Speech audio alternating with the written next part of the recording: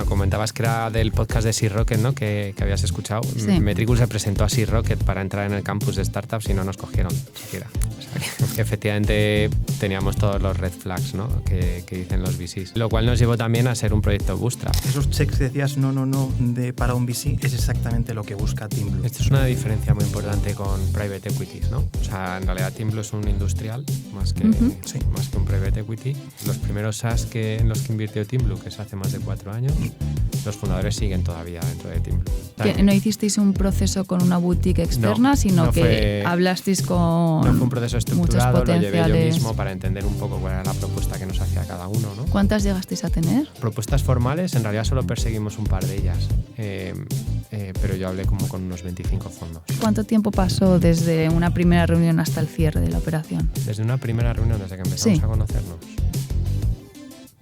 pues serían 9 meses. Sí, por lo menos. La estructura normal es puro cash, francamente. Y luego hay otros mecanismos para seguir incentivando al equipo. Phantom, que ya había antes, entiendo que al haber un cambio de control y evento de liquidez, se liquidaron. Ahí se liquidaron, sí. Lo que pasa es que ya te digo que lo ampliamos al resto de la plantilla. Y tal como lo contáis, da la impresión de que fue un proceso súper fácil. ¿Hubo ahí, qué fue lo más complicado de negociar? Yo creo que lo más complejo fue alinear, por así decirlo, entre comillas, 3 intereses no diferentes, pero que había que intentar converger, ¿no? Al final, también para nosotros una operación en la que un VC se quedaba dentro de la estructura de capital era completamente nueva. No tenemos fijo, porque hemos hecho deals de precio fijo o de múltiplo. Entonces, una vez más, es intentar cuadrar qué le encaja a los founders. ¿Se hace reparto de dividendos? No. ¿El mayor cambio que habéis notado? La verdad que poco, ¿eh? Laura y yo somos tranquilos, ¿sabes? No nos gustan los coches ni nada parecido. Yo sigo teniendo mi Toyota Prius de hace 17 años. Bueno, o sea, para mí, lo que es justo el proceso de Money es súper importante alinearse entre todos, ¿vale? Intentar entender muy bien qué es lo que quiere cada uno y pensar a largo plazo. Es verdad que no todos los procesos de Money son de largo plazo, pero las relaciones personales sí lo son, ¿eh? Buenas, bienvenidos a un podcast sobre procesos de Money, en el que soy Lourdes Álvaro de Toledo, socia de JM Ventures, y esta vez contamos con Juan Pablo Tejera de Metricool y con Borja Salgado, director de Money de TeamBlue. ¿Qué tal estáis? Mil gracias por venir. Y hacemos una breve presentación. Si queréis empezamos primero. Juan Pablo, Metricool, compañía adquirida parcialmente por TeamBlue, sobre un poco datos generales, ¿no? ¿Qué es Metricool y cómo está ahora el estatus de la compañía? Bueno, muchas gracias, Lourdes, por invitarnos. Sí, soy Juan Pablo, el CEO de Metricool. Metricool es un SaaS, una herramienta online para gestionar redes sociales. Nuestros clientes son community managers o social media managers que trabajan en agencias o en cliente final y que necesitan una herramienta porque gestionan muchas cuentas de redes sociales, y entonces en Metricool pues obtienen analíticas, informes, planifican contenidos, inbox para contestar mensajes y comentarios en un único sitio, ¿no? O sea, Metricool les ahorra mucho tiempo y trabajo, ¿no? Y además para obtener mejores resultados también en redes sociales. Y lo que es la compañía pues la fundamos Laura y yo, que es mi mujer, hace 10 años, y hoy en día pues somos 130 en el equipo.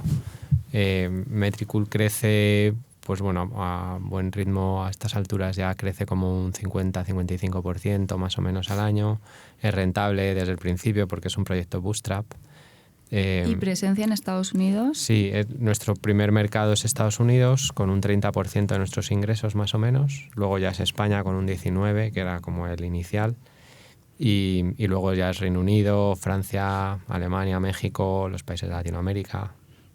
Y yo tengo, ahora pasamos a presentar a TeamBlue, pero yo escuché un podcast vuestro hace un par de años de Sea Rocket y me acuerdo que mientras lo escuchaba, para mí tenéis todos los tics de compañía no sexy para un VC, ¿no? De cofundadores que eran matrimonio, la compañía, los emprendedores no están full time al principio. Los dos informáticos, además.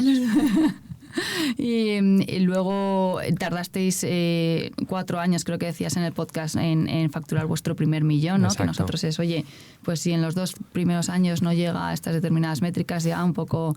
Y luego en un mercado vender a pymes con tickets pequeños, en un mercado masificado de otras herramientas, ¿no? Era como check de todas las antirreglas de un VC y luego, o sea, me fascina que estés hoy aquí sentado porque... Sí, de hecho, bueno, comentabas que era del podcast de Sea Rocket, ¿no? Que habías escuchado. Sí. Metricool se presentó a Sea Rocket para entrar en el campus de startups y no nos cogieron siquiera. O sea que, efectivamente teníamos todos los red flags, ¿no? que dicen los VCs.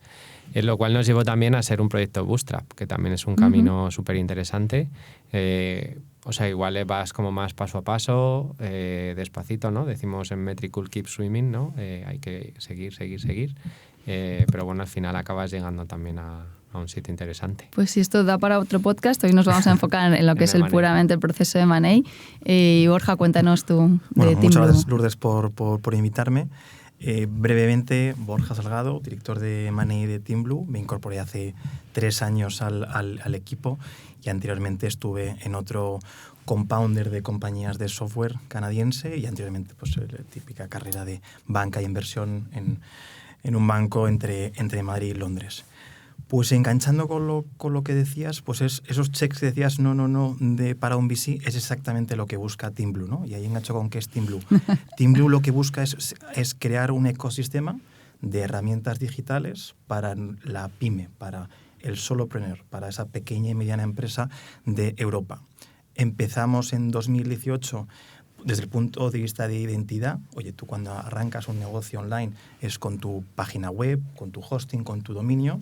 Y lo que nos dimos cuenta después de un proceso de consolidación desde 2018 a 2022, oye, no nos paremos solo aquí porque nuestros clientes, la pyme, el emprendedor, nos demanda más herramientas porque el sector tecnológico de software cada día es más demanding, como dicen los ingleses, y esas herramientas para captar clientes en su página web, para convertirlos en un cliente per se, para gestionar sus clientes a través de redes sociales. Hay una serie de herramientas y ese es el ecosistema que quiere traer Teamblue. Cosas como Bootstrap o Family Owned o un matrimonio que se pone a las riendas de una compañía y que poco a poco se hace experto o líder en un segmento, eso es lo que son cosas que os gustan. Y comentabas... Sí, de hecho, en el grupo de startup, bueno, de SaaS de Teamblue hay 3 matrimonios. Eso es. 3 fundadores, sí. 2 hermanos. Con lo cual, esa relación familiar pues nos gusta, porque al final, oye, eso es mucho tiempo juntos, la relación a nivel de equipo, como llevan el propio equipo como una familia, también es para nosotros es un check importante, que no buscamos solo compañías de matrimonios o de hermanos, pero para nosotros, más allá de un red flag, es, oye, esto nos gusta. ¿De dónde vienen? Y que comentábamos antes, ¿no? Que para lo que es vuestro core, que es servicios hosting, ahí sí que tomáis participación del 100%, pero para el resto de procesos de money es toma de control. ¿Cómo funcionáis ahí? Eso es. A nivel de hosting, no porque el producto sea menos, es un producto local y da igual que esté en Alemania, en Italia, en España o en países nórdicos. Con lo cual ahí la operación tipo es adquirir el 100% de la compañía. Siempre hay variaciones, pero son casos muy concretos. En SaaS no puede ser así, porque lo que buscamos es alguien, precisamente un equipo, que sepa mucho más de nosotros en esa herramienta que para nuestros clientes final, esa pyme, esos solopreneur que te decía, sepa más que nosotros. Con lo cual la estructura no puede ser la misma. Sí que por un criterio nuestro necesitamos consolidar, pero es justo esa participación que nos permite consolidar a nivel financiero y luego...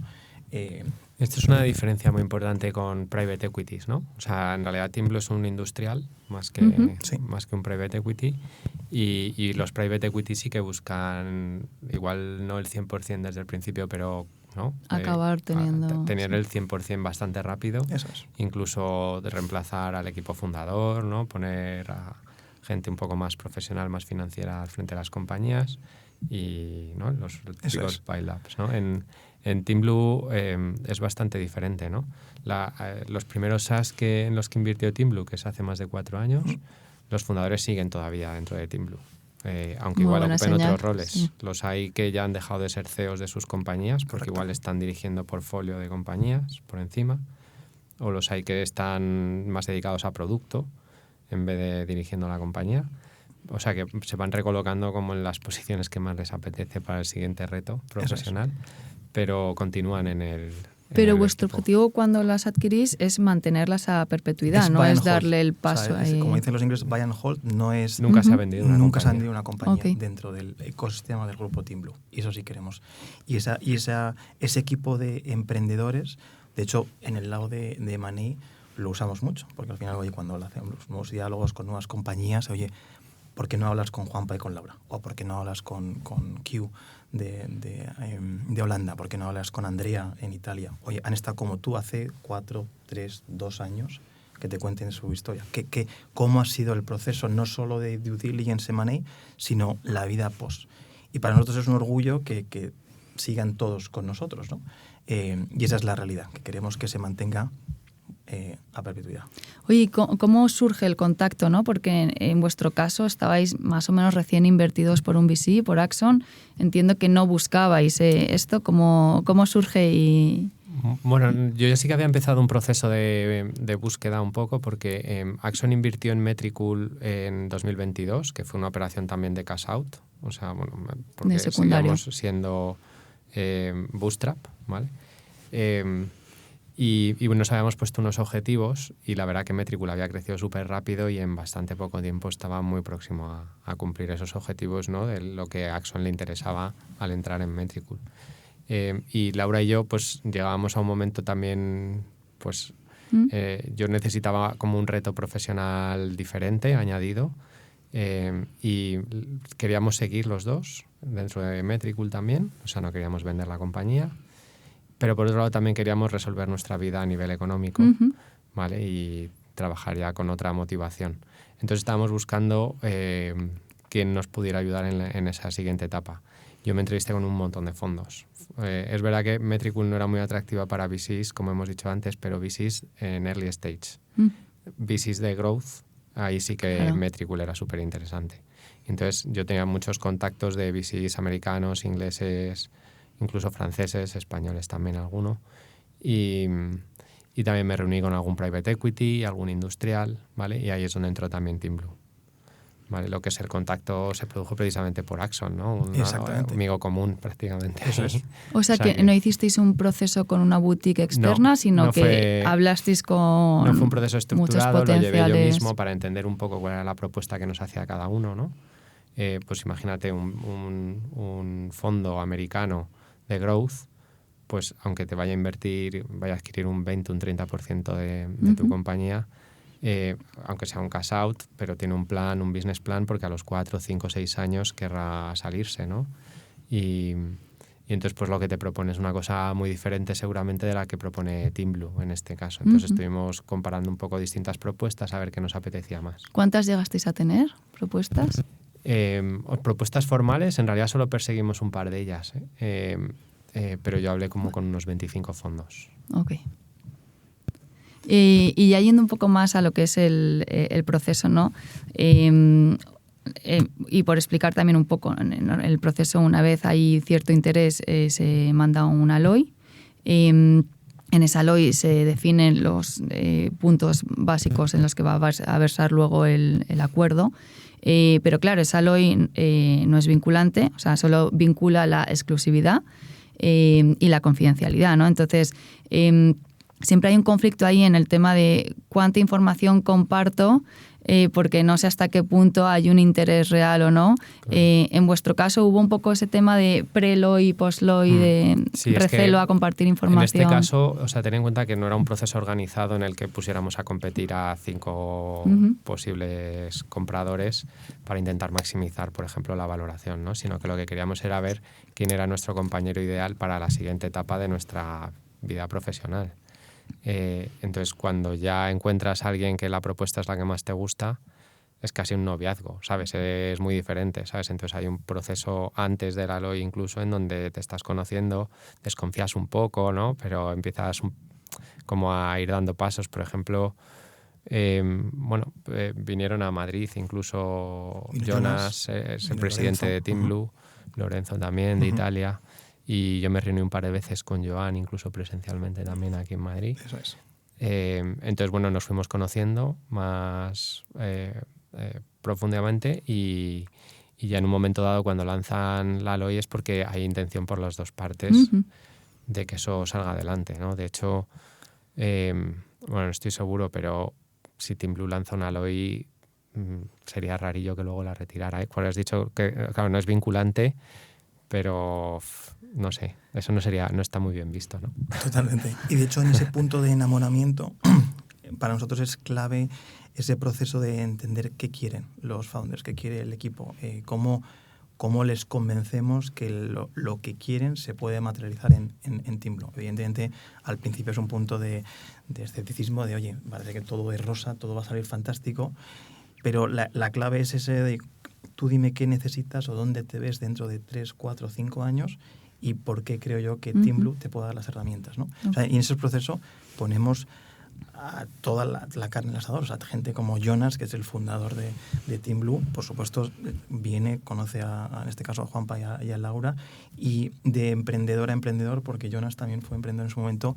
Yo creo que ahí es cuando hay más química, en el sentido que por lo menos hablan de tú a tú. Cuando se salta el tipo de money, que puede ser más cabeza cuadrada, solo habla de números, pero la química que hay entre emprendedores es clave para nosotros. Y luego salta LOI, efectivamente. ¿Qué porcentaje más o menos de las LOIs que firmáis se acaban cerrando? Pues más sencillo, de 15 procesos o de 15 LOIs que hemos lanzado, se nos han caído 3. Vale, o sea, porque en nuestro caso como VC te diría que el 50% cuando ese money no salen adelante, ¿no? Pues porque no hay un interés real, por lo que sea. Y cuando se nos han caído es porque ha habido algo estructural en el proceso de due diligence que no podía saltarse. Oye, que por lo que sea hay una deuda tecnológica superior a la que nosotros no podemos adquirir o vemos que la cantidad de recursos que va a necesitar no es posible, que el current trading sistemáticamente por una mal pricing o lo que sea ha caído en barrena porque ha cambiado algo de status quo de la competencia, pues por esas cosas se nos para un proceso, ¿no? Pero desde LOI, o sea, si de verdad estamos comprometidos con una LOI, que es la que lanzamos, es porque de verdad creemos. Y de hecho, ahora podemos hablar un poco más, pero vamos, la LOI que lanzamos, no queremos que esto sea un peloteo muchas veces hasta ver en qué momento muerde el anzuelo la compañía. O sea, los términos que hay en la LOI suelen ser muy parecidos a los que se cierran finalmente. Porque si hemos hecho bien el proceso anterior de qué necesitas, qué quieres, cómo lo estructuramos, luego evidentemente ahí los detalles se pueden modificar. Sí, hacen un trabajo de entender qué es lo que quiere el emprendedor para la siguiente etapa y ajustar la propuesta a eso. Y en vuestro caso, ¿cuánto tiempo pasó desde una primera reunión hasta el cierre de la operación? Desde una primera reunión, desde que empezamos a conocernos, pues serían 9 meses. Sí, por lo menos. O sea, y fue un proceso largo en el sentido de vamos a conocernos. Nosotros no somos nada agresivos de empujar a los founders, al equipo. Oye, hay que hacerlo ya, necesito cerrarlo antes del final de año. Conóceme, vamos a ir juntos. Esto que necesitas, ¿cómo puedo demostrarte que es así? Y sobre todo, en vuestro caso, que no tenéis ninguna prisa de caja de, oye, que es que necesito que me entre. Y entonces, y desde la LOI hasta que se cierra el proceso, unos 6 meses. O sea, 3 meses hasta LOI y 6 hasta cierre completo. Más o menos. Yo creo que la due diligence fue bastante ligera, porque la verdad, por 2 motivos. Porque fueron muy transparentes desde el primer momento, en cuanto a números, en cuanto a la compañía, lo que tiene, muy transparentes. Luego fue pues el papeleo, o sea, la negociación al final, hacer bien cuando ya metes abogados, ahí es. Sí te puedes entretener todo lo que quieras. Claro. Total, ¿no? Nosotros lo vivimos. Ahora que estamos con un cierre, la due diligence se terminó hace 3 semanas y el único cuello de botella es cerrar los contratos, sí. Pacto de socios, todo eso. Eso es. Esa es la parte que es un poco más larga porque al final, oye, de ese enamoramiento pues no, hay un casamiento, por así decirlo, y las cosas tienen que estar bien hechas para las dos partes. Y eso llevó algo más de tiempo. Pero la due diligence pura y dura, la verdad es que fue bastante ligera. Y yendo ya un poco más al detalle de, pues, dentro de un Alloy de los puntos principales, en el caso del precio, por ejemplo, no vamos a hablar de cuál fue el precio al que se compró, pero ¿qué múltiplos soléis aplicar y cómo ha sido aquí un poco la negociación y el ajuste? ¿Lo hacéis en función de revenues? ¿Tenéis en cuenta otros parámetros? Al final, a TeamBlue por arriba, corrígeme si me equivoco, le valoran por crecimiento y EBITDA. Entonces, no digo que no puedan invertir en compañías que no sean rentables o que no tengan, pero sí tienen que tener un camino hacia la rentabilidad, porque al final lo que le interesará a TeamBlue es que sus activos sumen hacia arriba, claro. Entonces, supongo que ellos siempre buscan que salgan las cuentas en el EBITDA, aunque no sea en el actual, aunque sea en el futuro. Pero luego es verdad que las compañías en fases más tempranas se les suele valorar por un múltiplo de ARR, ¿no? En los SaaS, por lo menos, es mucho más típico. Entonces ahí tendrán que hacer un encaje entre lo que el emprendedor espera, que es un múltiplo de ARR, y lo que ellos necesitan a futuro, que es un múltiplo de EBITDA, que es su múltiplo de EBITDA, y esa cuenta tiene que cuadrar, ¿no? Es una ecuación. Es una relación entre crecimiento de ARR, de revenue, y al final de margen, ¿no? Y entonces ahí sale un múltiplo de esa relación, y eso es como invertimos, pero juntando esas dos métricas, no fijamos uno y otro. ¿Qué rango soléis tener de múltiplo? ¿Entre no menos de tanto, no más de tanto? Va muy por caso, la verdad. No es fácil. Bueno, y también dependerá mucho del margen que tenga, ¿no? No es lo mismo una compañía con un 90% de margen bruto que con un 60%. O creciendo al 70%. Yo creo que el crecimiento es lo que más define el múltiplo. Exactamente. O sea, al final es una compañía... Lo cual es un aprendizaje interesante, ¿no? El momento de buscar también una operación de M&A es cuando estás creciendo rápido, ¿no? Si ves que en los siguientes años el crecimiento se va a asentar un poco, pues igual el múltiplo baja, aunque seas más grande. Entonces, hay que ver también cuál es el momento adecuado. Okay, que quizás digo los VCs, pero nosotros internamente a veces corremos el error de decir, la compañía todavía sigue creciendo mucho, no vamos a venderla, ¿no? Y es en el momento en el que se empieza a estancar cuando dices, vale, ya la vendemos. Igual ya claro, pero hay que pensar ahí si el último euro te lo quieres llevar tú o lo cedes, ¿sabes? Total. Por no arriesgar. Total. Y a nivel del cobro, en vuestro caso, ¿hacéis mezcla de cash y canje participaciones? ¿Cómo es la estructura normalmente? O sea, del la pago. estructura normal es puro cash, francamente. Y luego hay otros mecanismos para seguir incentivando al equipo. Pero la estructura tipo es cash. Luego en nuestra experiencia 100% cash, es. aunque inmediatamente te dan la oportunidad de invertir encima en el grupo, aunque sea con deuda, porque no siempre hay opción de entrar en acciones, ¿no? Eso es. Y supongo que hay otros emprendedores que han invertido ya en acciones, ¿no? Por arriba, cuando hay ventanas de entrada. Y no sé si igual es ya demasiado detalle, pero creo que es interesante, más o menos, ¿qué porcentaje de apalancamiento utilizáis para pagar? ¿Es puramente...? Es puro por nuestros recursos propios, vale. por así decirlo. O sea, al final, el negocio del hosting es rentable. Es muy rentable, con lo cual es puro casa available que tienes, y con eso adquirimos las compañías. Vale, no están apalancadas. Y decías antes, ¿no? Utilizamos mecanismos para retener a los emprendedores que generalmente, no sé si cambia mucho en función de cada deal, pero ¿qué estructuras usáis para conseguir que se mantengan en el tiempo? Bueno, al final siguen teniendo una minoría del capital, ¿no? Al final una minoría o minoría significativa, relevante, al final relevante. Solo con ese principio vale que son minoritarios y nosotros somos minoritarios, pero cuando tienes una minoría relevante, al final lo normal es que las dos partes estemos a una, ¿no? Pero yo diría que no solo ellos, sino también su guard de corps, como decimos nosotros, la segunda línea, también queremos cuidarla. Y eso también es parte del incentivo, y que vean, en este caso Juanpa y Laura, pero cómo cuidamos a sus siguientes para que eso sea así. Pero en particular a los founders, en principio, solo con el mecanismo que tenemos ordenado en ese que pasa con esa minoría significativa, tienen un buen aliciente para continuar. ¿Y usáis alguna estructura de earnout en función de diferentes hitos? Pues el earnout lo hemos utilizado. Al final, la clave es entender qué es lo que quieren los founders, el equipo, cuándo lo quieren tener. Entonces, además de la estructura hasta la adquisición total de la compañía y que se consolida al 100% en TeamBlue, Si ellos ven un crecimiento muy pronunciado en el primer año justo después y nosotros no vemos, se puede estructurar un earnout. También hemos estructurado earnouts en base a hitos tecnológicos. Es decir, oye, aquí hay una pieza clave en tu plataforma. Si consigues que tu equipo, con algo de soporte nuestro, cubra ese hito tecnológico, hay un earnout. Con lo cual, no solo son earnouts puros financieros. Si hay earnout tecnológicos necesario, lo podemos estructurar. La clave es entender qué quieren el equipo en primera parte. Okay. Y con el inversor que ya estaba, no sé si además de Axon había alguien más, ¿no? Solo Axon. Creo que se vendió parte y otra parte se quedó. Ahí entiendo, pues, ¿no? Todos los inversores tenemos un horizonte temporal, no nos queremos quedar a perpetuidad. ¿Y llegasteis a algún tipo de acuerdo de salida futura? Pues lo bueno de Axon es que estaban muy a piñón con Juanpa y con Laura, con lo cual hacen espejo a lo que harán Juanpa y Laura. Con lo cual, para nosotros era muy importante en eso. Es muy bueno. De hecho, incluso esta primera salida fue un poco pronto para ellos. Eso es. Porque cuando entraron en Metricool estaban en los primer año, creo, del fondo. O sea, que tenían tiempo de sobra. Y su objetivo, en verdad, yo creo que es estar el máximo tiempo posible. Que tienen planificada su salida, claro, pero no les importa esperar. Ok.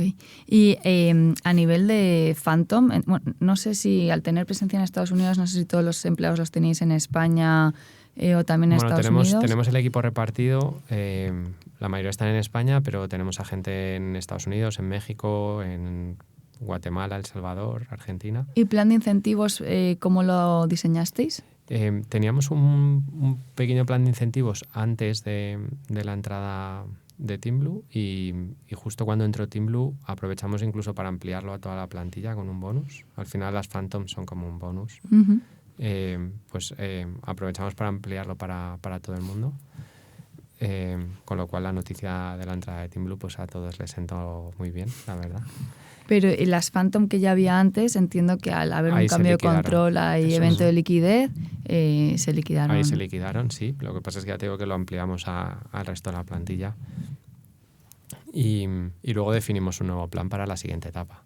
Súper alineado con el plan que tenemos los fundadores y el plan que tiene TeamBlue, en verdad. Eso es. Que es crecimiento y rentabilidad. O sea, es que es súper fácil, en verdad, definir la fórmula con esos dos parámetros que son los que les interesa a TeamBlue, pero que le interesa a todas las compañías, ¿no? Y tal como lo contáis, da la impresión de que fue un proceso súper fácil. ¿Hubo ahí, qué fue lo más complicado de negociar? Bueno, o sea, yo primero tuve mucha suerte con tener a Borja enfrente, ¿sabes? Porque Borja parecía que estaba más en nuestro equipo que en el de TeamBlue, al menos en las reuniones con nosotros. O sea, él siempre intentaba ver cuál era el punto por el que nosotros pedíamos algo, ¿no? O sea, entender qué es lo que hay detrás, ¿no? Porque tú tienes una sensibilidad, también tienes miedos, inseguridades, pero también tienes conocimiento de tu negocio y dices, mira, esto quiero asegurarlo de esta manera.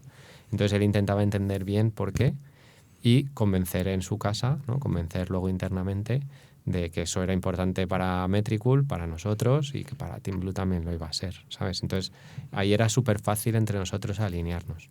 Es verdad que supongo que Borja hacía el papel de poli bueno, en ese también me tocó a mí, que se me da mucho mejor que el de poli malo. Y luego en nuestro caso teníamos a Laura, que es más desconfiada ¿no? Y entonces cuando de repente ya veía algo raro y aparecía en una reunión, pues ya sabían que eso era importante, ¿sabes? En el otro lado. Y luego por otro lado estaba también Axon dentro de la ecuación, cuya finalidad estaba mucho más en maximizar valoración, ¿no? y rentabilidad. Que Laura y yo no estábamos tan preocupados de esa parte porque nos interesaba mucho más que iba a ser de nosotros y que iba a ser de Metricool en los siguientes años, asegurar bien. Cuando digo Metricool me refiero al equipo, también al negocio, pero sobre todo al equipo. Y Axon está preocupado por la parte de la valoración. Entonces creo que hicimos ahí un balance, ¿no? Un reparto de roles. Bastante bueno. Bastante bueno. Y eso es cierto. Yo creo que lo más complejo fue alinear, por así decirlo, entre comillas, tres intereses no diferentes, pero que había que intentar converger, ¿no? Al final, también para nosotros una operación en la que un VC se quedaba dentro de la estructura de capital era completamente nueva. Entonces, eso evidentemente en mi casa pues a priori, entiéndeme, la música no suena bien, pero también convenciendo cuál es el perfil de Axon, cómo puede apoyar, cómo no puede apoyar, qué puede hacer, pues un punto, y sabiendo lo que querían, como dice Juanpa, que es maximizar la valoración, pero eso convergió en un momento dado. Pero también para nosotros era entender, sobre todo, lo que querían Juanpa y Laura, y algunas cosas, oye, esto lo piden por esto, no lo hemos hecho nunca, pero vamos a escucharles y cómo lo podemos acomodar, y esa fue la parte difícil, ¿no? Desde luego no fue todo rosa. Y luego con abogados que hacen muy bueno su papel, pues defendiendo cada uno los intereses de su cliente directo, que también es un poco más complicado. Bueno, pero es complicado, claro, no enfrentarte, ¿no? Porque al final estábamos construyendo una relación a largo plazo.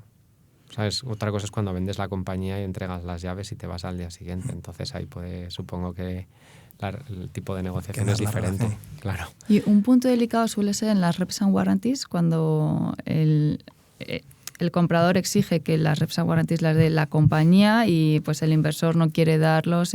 ¿Cómo lo soléis solucionar y en este caso en concreto?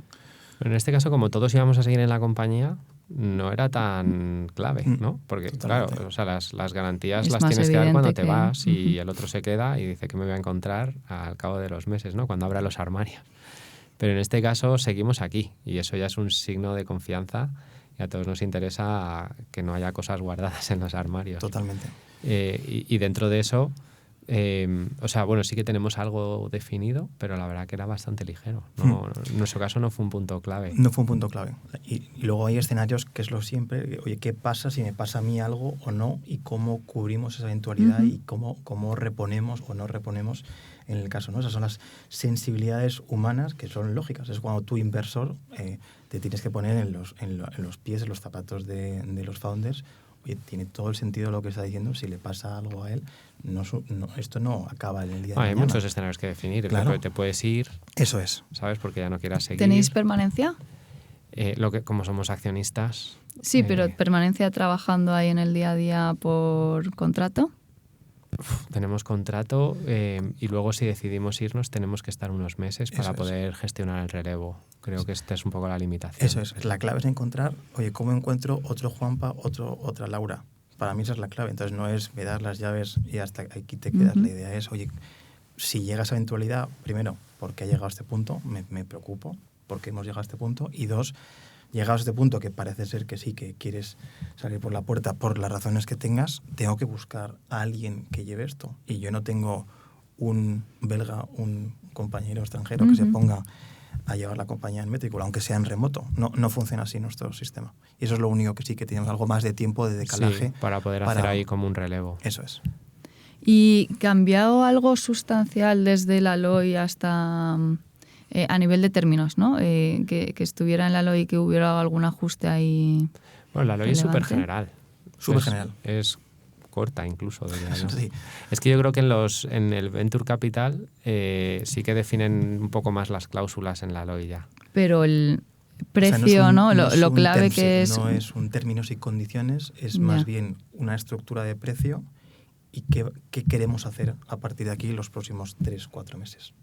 No hay tantos términos y condiciones, no traemos clausulado del SPA, del pacto de accionistas a la carta. Y normalmente, en vuestro caso soléis fijar un múltiplo de ARR que cuando se cierra el deal es el múltiplo que se aplica, ¿no? No es un precio ya fijado que 6 meses más tarde se mantiene ese precio. No tenemos fijo, porque hemos hecho deals de precio fijo o de múltiplo. Entonces, una vez más, es intentar cuadrar qué le encaja a los founders. Hemos tenido los dos. Con las 20 compañías que te decía antes, Juanpa, no hay una plantilla que intentamos planchar sobre el founder. Es, oye, ¿tú qué necesitas? ¿Qué necesitas? Oye, yo veo múltiplo. Vamos a ver cómo lo cuadramos. Oye, yo con este precio estoy tranquilo. Pues adelante. O sea, no hay per se un sistema. Sí, al final, bueno, no hay tanta diferencia, ¿no? Porque tú sabes que el deal se va a cerrar como máximo en 6 meses, como máximo, o más o menos, y dónde va a estar la compañía en ese momento, ¿no? Porque tienes también tu presupuesto, tu business plan, ¿sabes? Entonces, ahí echas un poco tus cuentas y te da un poco igual fijarlo de antemano, ¿no? Si luego cambian cosas gordas en esos 6 meses, supongo que se vuelve a hablar, pero tanto para un lado como para el otro. Justo. Y la vida de la empresa post-M&A, ¿cómo os cambia? Antes erais full remote, entiendo que seguís siéndolo. Sí. ¿Cómo os cambia la operativa en el día a día de la empresa? Bueno, en Metricool sí que hubo algunos cambios porque en Metricool no teníamos ni consejo antes. O sea, con Axon no teníamos consejo. Yo era el administrador único de la compañía. Y ahora ya sí definimos un consejo, ¿no? Entonces eso es un cambio, aunque a nosotros nos llegó ya un poco tarde. En otras compañías supongo que no habría sido tanto cambio. Y luego lo que es en el día a día, pues al principio hay un proyecto como de integración, ¿no? Que llaman, que suele durar unos meses, 3, 4, 5 meses según la compañía. Y ahí pues tienes que pues definir e implementar los reportes financieros que tienen que subir para arriba, ¿vale? Pues ese tipo de integraciones, igual se integran algunas herramientas, ¿no? Ellos usan Slack, ¿no? TeamBlue usa Slack para todo el grupo. Si tú usas otra herramienta puedes mantenerla, pero tendrías que entrar en el Slack del grupo para poder hablar con todo el mundo. Y luego pues nos cambia a Laura y a mí, que tenemos muchas más reuniones con gente distinta que hacen otros negocios, no solo con gente de Metricool, y que hablan muchos idiomas, con muchos acentos distintos de inglés. ¿Y a nivel CFO tuvisteis que tener cambios o cómo Nosotros es el teníamos reporting? ya, fíjate, Metricool ahí tenía los deberes un poco avanzados, ¿no? Muy avanzados. Ya teníamos implementado un ERP tipo NetSuite, ¿no? Para toda la parte financiera. Y entiendo que ya auditabais también. Sí, ya auditábamos. Entonces, es verdad que ha habido que hacer algún cambio, algún ajuste y sobre todo que hay más reporting, más cantidad de reporting. Donde sí, por ejemplo, el equipo ha notado un cambio es en procesos de seguridad. Okay. ¿Vale? Porque Metricool en ese momento era una compañía de unos 80 empleados o por ahí, y cuando se integra en un grupo de 2.500 personas, pues los estándares de seguridad son diferentes, son más de corporación. Y sin embargo, en una startup no es necesario asegurar tantas cosas. Entonces ahí sí que hay que correr un poco, hay que avanzar para ponernos al nivel de sistemas de seguridad de una compañía más grande, ¿no? O sea, ahí en teoría la idea es que intentamos que el equipo fundador, vamos, los emprendedores, sigan manteniendo su espíritu emprendedor. Al final, ese consejo que antes decía Juanpa, la idea es que te podamos aportar un sparring partner para discutir las cosas o comentar proactivamente tus iniciativas más que marcarte por aquí, por aquí, por allá. Al final, gente de producto, esa cantidad de reuniones que decía Juanpa, que tiene en Laura, es gente de producto, gente comercial, gente de tecnología, gente de financiero. Pero la idea es, oye, ¿cómo podemos apoyar para que el crecimiento sea más eficiente? ¿O cómo podemos hacer para que el cross-sell en TeamBlue funcione? ¿Cómo conectamos puntos más allá de esta es la hoja de ruta, por aquí hay que tirar? Porque una vez más nosotros no sabíamos, ni no sabemos de social media management, ahora un poco más, pero antes no sabíamos nada. Luego, culturalmente, al ser un grupo europeo, somos más parecidos de lo que nos creemos, ¿eh? En Europa hay una cultura un poco más uniforme, ¿sabes? De, no sé, de balanceo de vida personal y vida profesional. La gente se va de vacaciones. En ese sentido, tiempo. ¿habéis pasado mejor vida a nivel horario, estrés, ritmo de trabajo? Bueno, yo tengo que decir que ya tenía un nivel de balance bueno, porque el equipo de management de Metricool es increíble y ya gestionaba muy bien la compañía. Es verdad que los años anteriores no, yo los años anteriores sí que he trabajado muchísimo, ¿no? Pero yo ya había llegado a un punto de equilibrio interesante y lo he mantenido, ¿vale? No, o sea, yo hago ejercicio todas las mañanas, no tengo reuniones súper temprano, no termino demasiado tarde cada día y el fin de semana pues casi no hago nada. Y el governance de la compañía, comentabas, pues antes no había consejo, ahora hay consejo, pero entiendo que al tener el control, pues al final, o sea, ¿hasta qué punto la toma de decisiones tenéis vosotros, entiendo, mayoría reforzada para todos los temas clave, o hasta qué punto los founders pueden decir, oye, pues este plan, queremos un plan nuevo de SOP, que no sé? Bueno, mantienen la autonomía completa de las compañías. Eso es. O sea, yo creo que entienden muy bien que sin el equipo fundador y sin el personal clave, ¿no? sin el equipo de management clave de la compañía, pues esto no va a funcionar bien. Entonces ahí se alinean un montón y nos dejan autonomía completa. Un poco como la restricción más fuerte que tenemos es que el presupuesto, aunque lo definimos nosotros, lo proponemos nosotros, lo tiene que aprobar TeamBlue, el presupuesto de cada año. ¿Vale? Pero estamos muy alineados con los objetivos del presupuesto porque buscamos maximizar rentabilidad y crecimiento por partes iguales, ¿no? ¿Y se hace reparto de dividendos? No. No, ¿Y en el resto de compañías? Tampoco. tampoco. Al final, la caja que genera la compañía pues tiene dos destinos. O mejorar el producto en concreto, o cuando llegue el momento de la salida, pues evidentemente esa caja se reparte, pero no está contemplado un plan dividendos en el ínterin. Otra cosa que hacen mucho es incentivar el M&A interno de las compañías. ¿Cómo O es? sea, pues por ejemplo, TeamBlue identifica verticales que llaman categorías. Que crezcáis vosotros. Claro, entonces dentro de la categoría que han definido como Social Media Management, Metricool fue el que identificaron como líder de la categoría, invierten en Metricool como líder y luego todas las inversiones que hagan de Social Media Management van dentro de Metricool. ¿Y ¿Vale? habéis hecho M&A de compañías? Todavía ¿Habéis no, pero hemos adquirido? trabajado duramente en ella. varias oportunidades, pero claro, cuando tienes una compañía que crece tan rápido como Metricool, el perfil de lo que tiene que venir abajo no puede ser dilutivo. Al final puedes encajarlo como adquisición de producto, como geográfico en el caso de Juanpa y Laura, no. Pero al final tiene que tener una tesis detrás. O sea, si al final Nos está costando dar Claro. pasos ahí, pero estamos trabajando bastante en ello. O sea, hemos mirado fácil 25 compañías en este último año. Eso es. Y en el resto de compañías, con Callsquare, con Derinfo, con Ayuvenda, tú ves que desde nuestra entrada pues ha habido 4, 5, 6 add-ons. En el caso de Ayuvenda, Leadinfo 5, ahora Callsquare, Influencer Marketing 1, con lo cual también tenemos una vocación de que el equipo de M&A, por así decirlo, los servicios de M&A, también estén a disposición de Y en de ese los sentido, founders. esto venía un poco al caso de que la caja, el destino ideal también es crecimiento inorgánico, ¿no? Eso es. Muchas veces habrá que aportar dinero por arriba si es ambicioso el plan, Eso es. pero si se puede financiar con la caja, mejor. Y a nivel, que es un tema muy recurrente con los founders, de estructura fiscal más óptima, ¿no? En vuestro caso, ¿tenéis previamente una patrimonial o a nivel fiscal cómo lo tenéis montado? Sí, tenemos una holding que es la propietaria de las acciones de Metricool. Vale, o sea Creo que es sí un que poco teníais... el escenario recomendado, ¿no? Por los fiscalistas. Pero que esa holding tiene a su vez como que invertir cada año en otras compañías para Claro, que o tenga sea, la actividad económica de la holding es la gestión de participaciones industriales, ¿no? De participaciones en otras compañías. Entonces, en nuestro caso, la holding gestiona la participación en Metricool, pero bueno, hemos hecho otras inversiones también. Pues igual nuestra holding tiene unas 20-25 compañías en las que ha invertido. Y luego, fiscalmente, ¿cuánto de mejor es? Porque en realidad esa holding que recibe los ingresos de la venta tiene que tributar a impuestos de sociedades y luego tú, cuando te repartes dividendos, tienes que tributar también.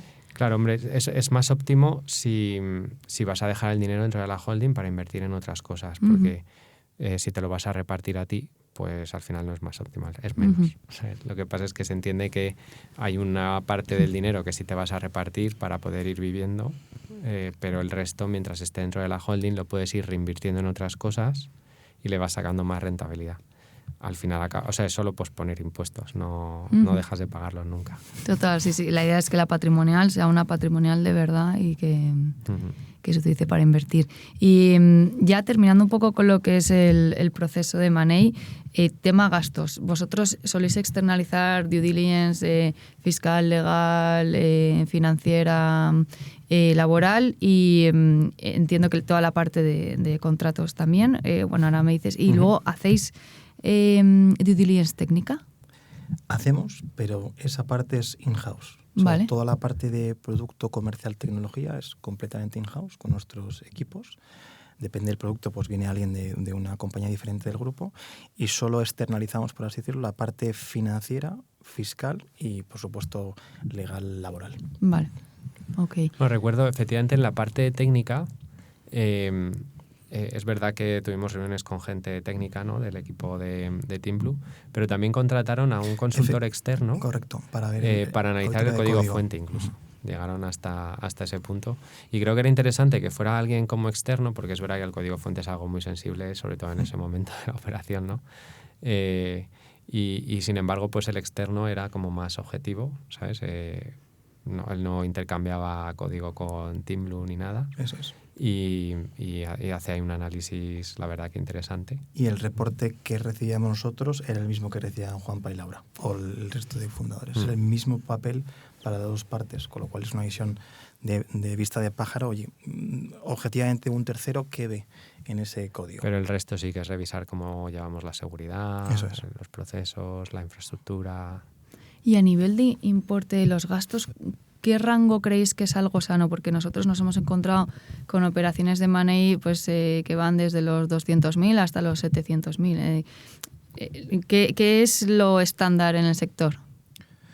Depende un poco del tamaño y de si la compañía de sentido tiene más, lo típico de los abogados, ¿no? Si son más países los que hay que mirar a través de la lupa, pues los fees incrementan.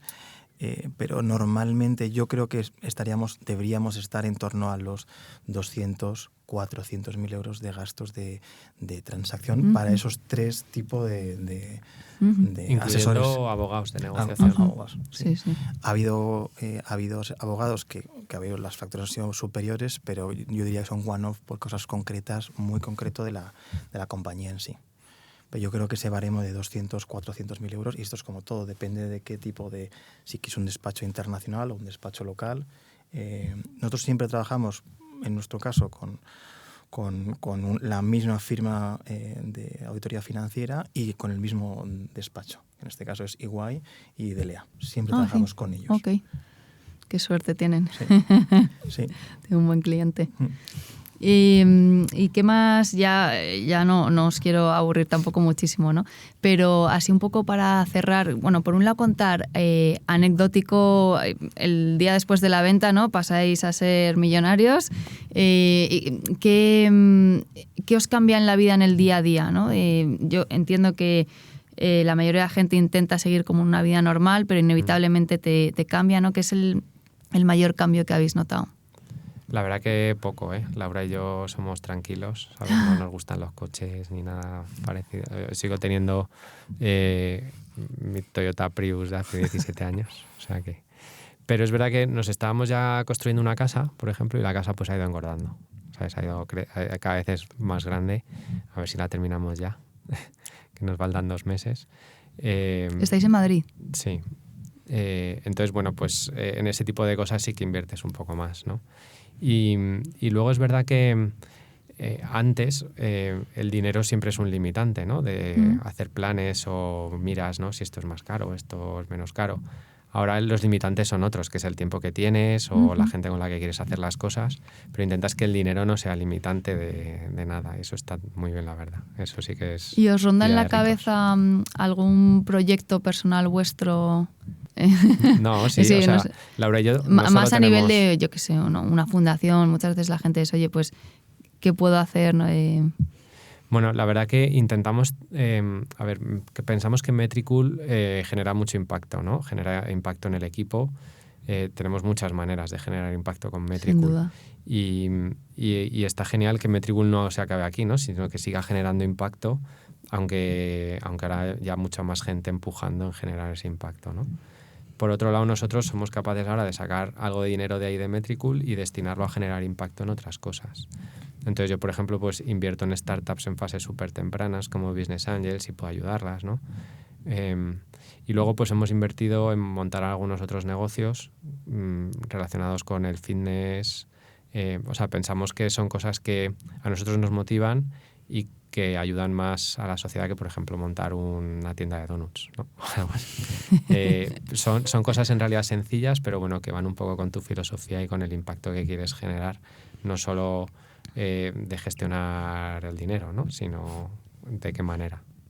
Y a modo de cierre, Juan Pablo, un aprendizaje o un consejo que transmitirías tú a los emprendedores y por tu lado, Borja, un error que suelas encontrar y una recomendación a los fundadores cuando se enfrentan a un proceso de M&A.